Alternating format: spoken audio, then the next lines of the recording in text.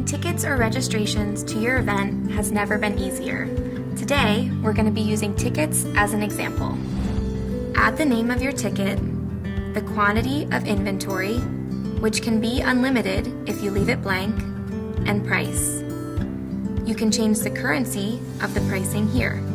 Make sure if your tickets cost money, you fill out your payment information, which is located here, so that once the money starts rolling in, you get paid. To add another ticket type, simply click Add Another Ticket.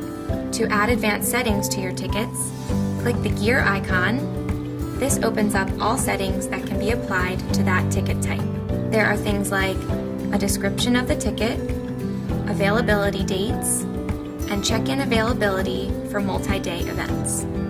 If the price of your ticket will be changing based on dates or inventory, you can turn the toggle to Yes on price changes and enter the price changing information here. Turn the toggle to Yes on restrictions on people if your tickets have restrictions on things like gender, age, maximum purchase per order, location, or if it requires an access code. It's that easy.